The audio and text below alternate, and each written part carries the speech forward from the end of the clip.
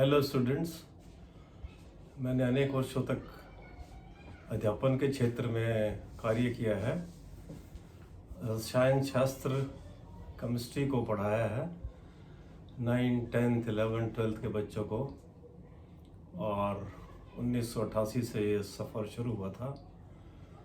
2024 में सफ़र समाप्त हुआ स्कूल के लिए, और वहाँ से मैं रिटायर हुआ हूँ अभी रिसेंटली। इच्छा थी कि कुछ वीडियोस बनाऊं ताकि आज इसके सभी बच्चे लाभ उठा सकें, ना केवल मेरे विद्यालय के बच्चे बल्कि किसी भी विद्यालय के। ये खुला मंच है। इस मंच से मैं बच्चों को ये कहता हूं कि वो इसका लाभ उठाएं, क्योंकि आपको इसमें कोई नुकसान नहीं है। टीचर्स ज़्यादातर अच्छा ही पढ़ाते हैं, सब अच्छे ही होते हैं, केवल अंतर होता है उनके पढ़ाने में और वो किस तरह से चीज़ों को देखते हैं। बच्चों को लेवल पे आगे पढ़ाते हैं या थोड़ा हायर स्टैंडर्ड से पढ़ाते हैं, और साथ में आज का जो कॉम्पिटिटिव युग है उसका भी ध्यान रखते हैं या नहीं। तो प्यारे बच्चों, मैं लेकर आया हूँ आज एक छोटी सी क्लास जिसके अंदर हम फंडामेंटल कंसेप्ट्स करेंगे। मैं आपको स्टार्ट करता हूँ फंडामेंटल कॉन्सेप्ट को और उन बेसिक कंसेप्ट्स को। तो चलो फिर हम आज स्टार्ट करते हैं सबसे इम्पोर्टेंट एक कंसेप्ट को जो हमें ज़रूर पड़ती है स्टार्टिंग में, एटॉमिक स्ट्रक्चर, जिसके बिना कोई भी ऐसा चैप्टर जिसमें एलिमेंट से रिलेटेड केमिस्ट्री हो आप उसको नहीं कर सकते। So atomic structure means that the structure of an atom. After rejecting all the theories, the final model is, as you know, is quantum mechanical model.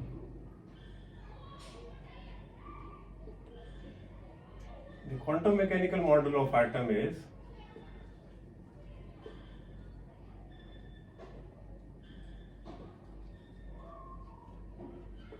that the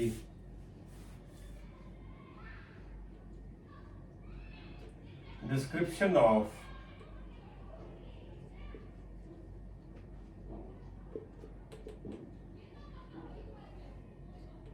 electron or multi-electronic system, the quantum numbers are required. These quantum numbers are integers, as you all know,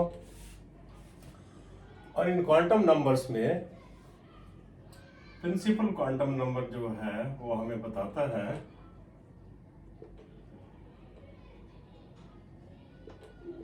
we denoted by the letter n. पहली बात, हमें ये सब बातें पता होनी चाहिए, and it denotes the size of the shell.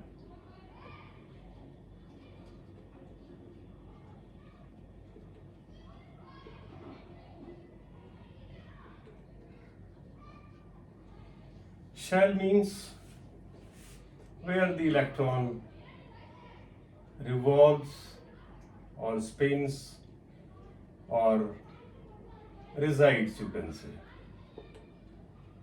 ये घर है इलेक्ट्रॉन्स का।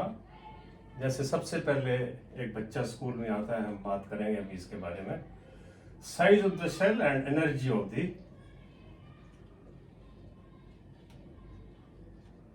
ऑर्बिटल। क्या होती हैं ऑर्बिटल्स, वो भी अभी बात करेंगे। So they can take all values like KLMN 1, 2, 3, 4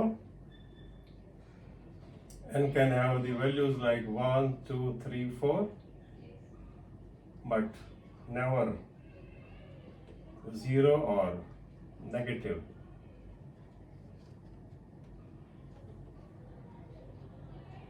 This means that the shells are, if there is one shell, then say we denote it by a single line, n is equals to 1. Then outside it we have another energy level which is called as second shell. This is first shell. second shell, and we have n is equals to 3, that means fourth shell, and so on. So these are the energy levels or the shells. So this is what our principal quantum number test was. Then we have angular momentum quantum number. The complete description of the electron or the shell cannot be given by the principal quantum number alone, but there is angular momentum quantum number L, also called as subsidiary quantum number or azimuthal quantum number. The value of L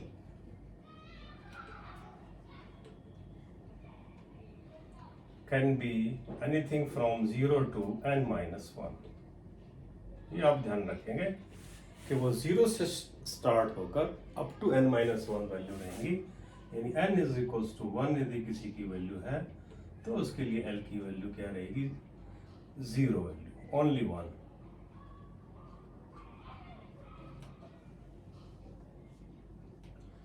And what this denotes is, इसको हम कहते हैं, this is called as a subshell. When n is equals to 2, that means L can take two values, say 0 and 1. And when n is equals to 3, it can take three values, 0, 1 and 2. And when n is equals to 4, it can take four values, 0, 1, 2 and 3. So when L is equals to 1, this is called as P subshell.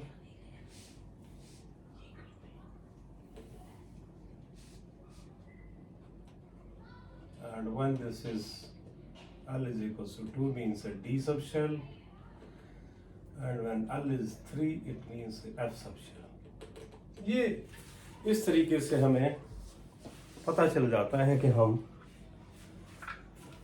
किसी भी atom के अंदर shells कितनी है, उसमें सब shells कितनी है, क्या उनकी वैल्यूज से हमें पता चल जाता है कि उनकी वैल्यूज यदि हमें दी हुई है तो आप जल्दी से उनका ये कैलकुलेशन कर सकते हैं कि किस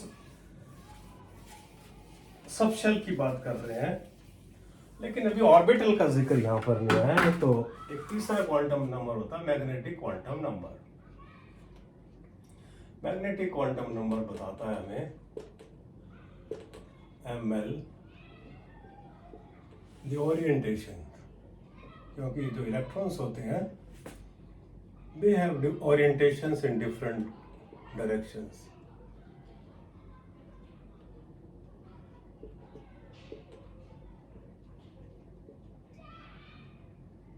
And which is what we call as, इसलिए हम उनको क्या बोलते हैं, ऑर्बिटल बोलते हैं. जो इनकी ओरिएंटेशंस होती हैं इलेक्ट्रॉन्स की सब शेल में, उसकी वजह से क्या बनती है, इलेक्ट्रॉन की ओरिएंटेशन इन ए स्पेस, जो भी वो पाथ ऑक्यूपाई करते हैं, जैसे S यदि ये वाला पाथ ऑक्यूपाई करती है तो S की ये हो जाएगी, यदि P ये वाला पाथ ऑक्यूपाई करती है तो P ऐसी हो जाएगी, और D जो है वो ऐसे वाला पाथ फॉलो करती है तो ऐसी शेप हो जाएगी. इन इसको हम स्फेरिकल कहते हैं इन ऑर्बिटल्स को. ये इलेक्ट्रॉन्स के मूवमेंट्स हैं, ये सब इलेक्ट्रॉन्स की मूवमेंट है. दे passes their time most of the times here. This is dumbbell shape and this is double dumbbell.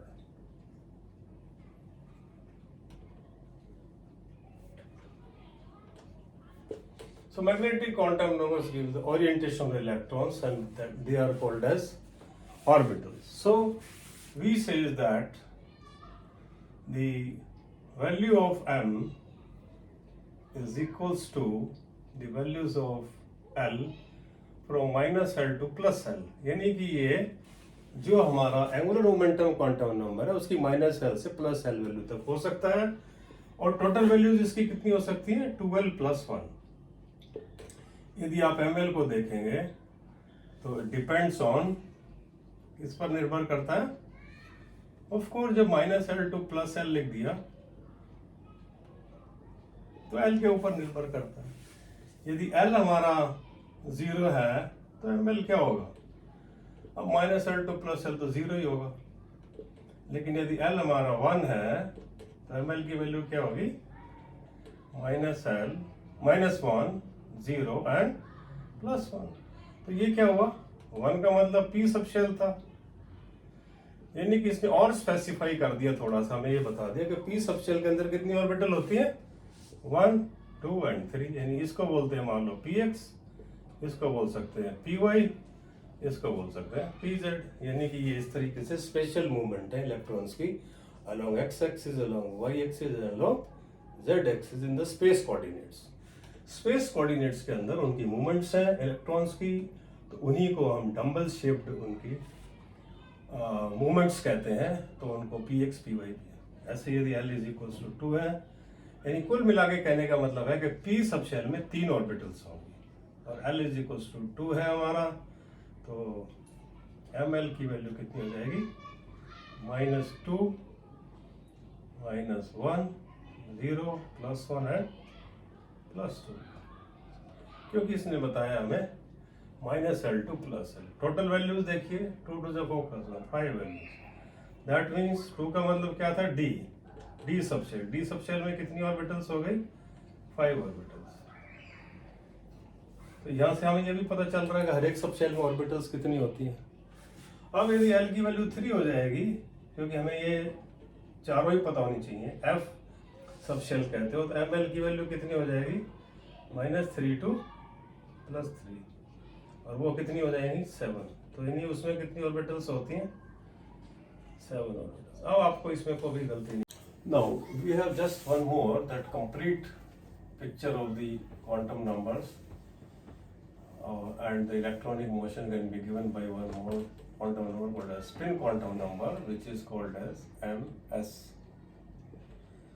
They can take either plus half value or they can take either minus half. The values are so because the total probability of spinning of electron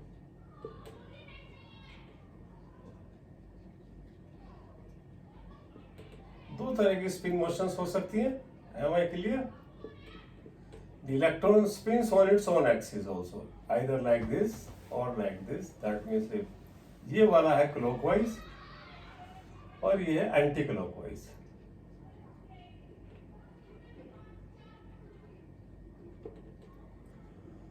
so total number of probability of spinning motion are कितनी हो सकती है, 2, but एक time में तो एक ही होगी इसलिए हाफ, लेकिन प्लस साइन दिया गया है क्लॉकवाइज के लिए और माइनस साइन दिया गया है। दिस इज, ये कोई नेगेटिव पॉइंट नहीं है इसका कि माइनस वैल्यू का मतलब है कि वो कम है या ज्यादा है, बट वो एंटी क्लॉकवाइज मूवमेंट के लिए दिया गया। अब हमें क्लियर हो गया है कि जो इलेक्ट्रॉन है वो किसी भी एटम के अंदर कैसे रहता है।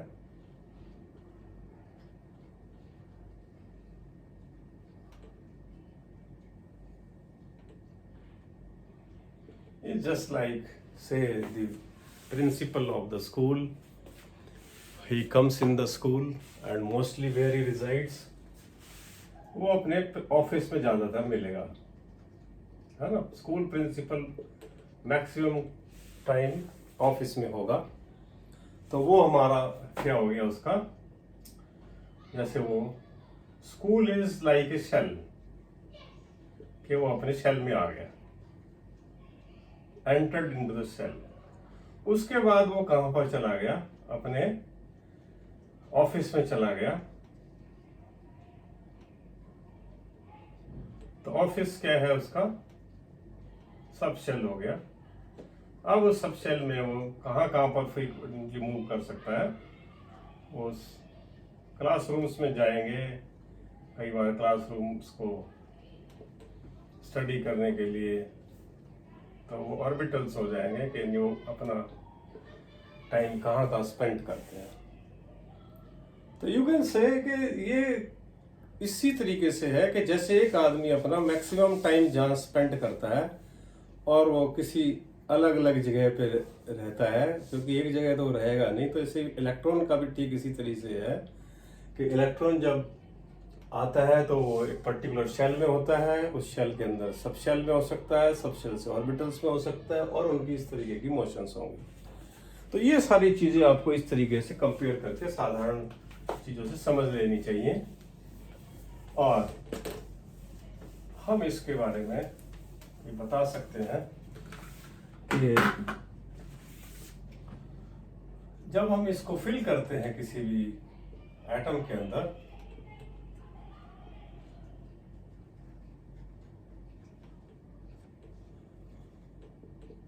जब हम इलेक्ट्रॉनिक कॉन्फ़िगरेशन को लिखते हैं तो हमें क्या करना पड़ता है, एटम को फिल करना पड़ता है। अब इलेक्ट्रॉनिक कॉन्फ़िगरेशन को लिखने के लिए आपको ये सब यूज करनी पड़ेंगी जो आपने ऑर्बिटल्स बनाई है सीधा। तो उसके लिए हमें क्या है, कुछ रूल्स भी यूज करने पड़ेंगे। एक तो हमें करना पड़ेगा of बाउस principal,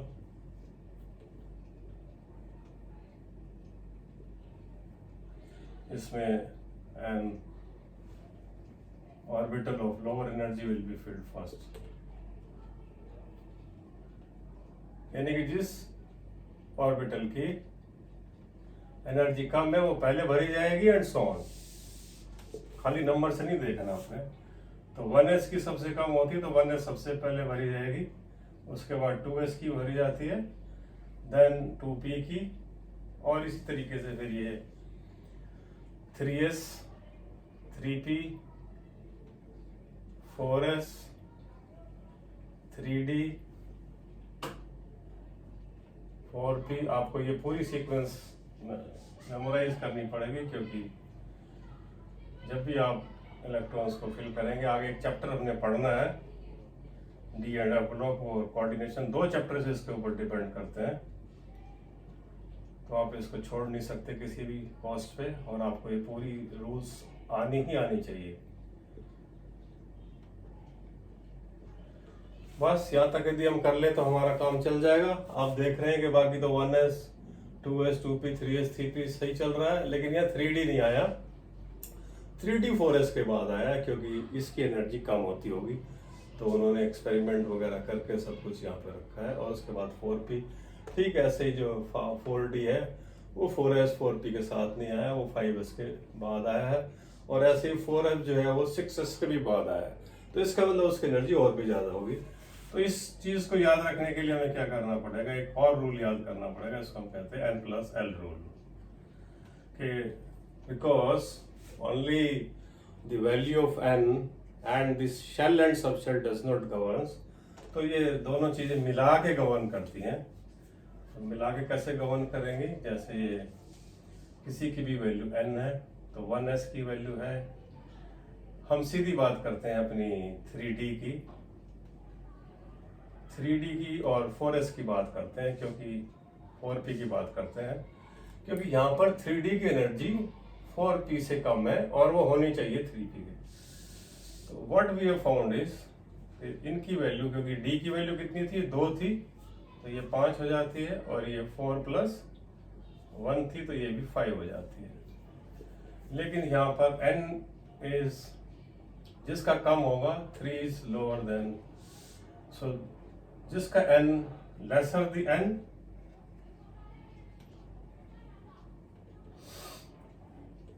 smaller will be the energy of the orbital।